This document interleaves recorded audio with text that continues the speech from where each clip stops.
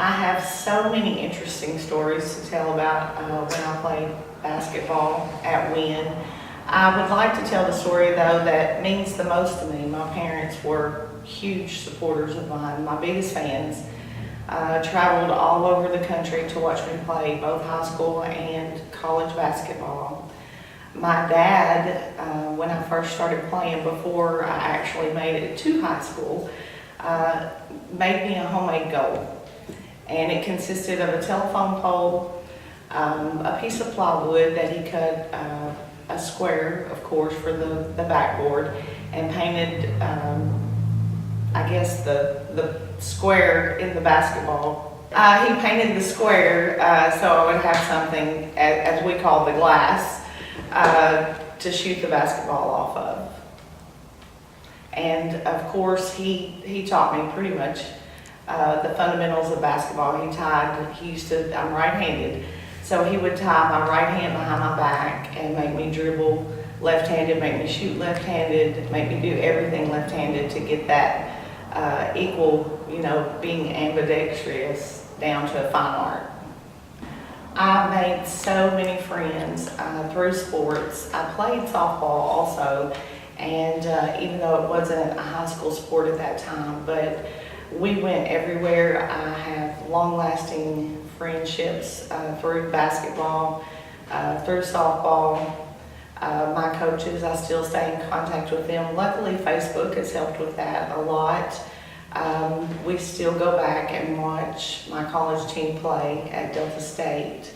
Recently, in the past few years, my college basketball coach retired, and they named the gymnasium court after him.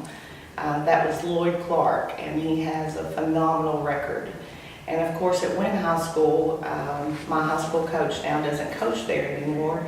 He's in Marion, but we used to pack the gym. He was probably the winningest coach. Well, I'm positive he was. Ron Triplett at Wynne High School. We had such tremendous support from our community. Girls basketball back in the day wasn't as popular, obviously, as boys basketball, but in Wynne it was. We always had a packed crowd. The crowd followed us wherever we went. We were state champions in 1984, and we played in Harrison. We had a huge support. It was like the whole town was there. So I think in the community that, as far as Cross County is concerned, that girls basketball was the it. A huge impact. Wynne has been a town of 8,000 people for as long as I can remember. There's not a lot to do here.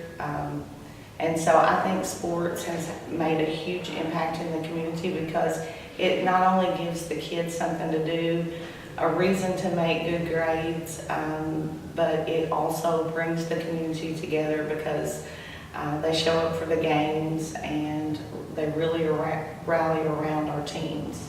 In college, we all all the basketball girls had to live in the same dorm. We were suite mates and roommates. We just had a blast as far as traveling on the bus. From the girls playing cards on the bus, traveling 10 hours to Valdosta, Georgia, to play. We were more like family. In 1989, we won the national championship when I was in college, and we made a video, and it was a lot of fun. We did a lot of clowning on there, but it was also a serious situation. But just great times with my teammates who were like my sisters.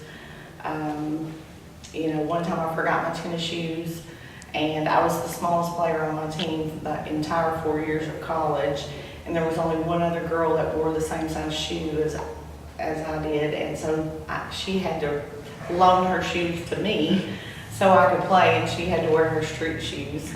But we just always had great times, great memories. Just the ability to overcome. You never know what life circumstances are going to throw at you. It just teaches you a tenacity for life, a drive. It helps you know that you can accomplish your dreams. teamwork. You know, there's no sport better than basketball to teach you how a group of individuals can get a lot more accomplished than just one person. So I would say that, you know, just work ethic and getting a job done is what sports brought to my life.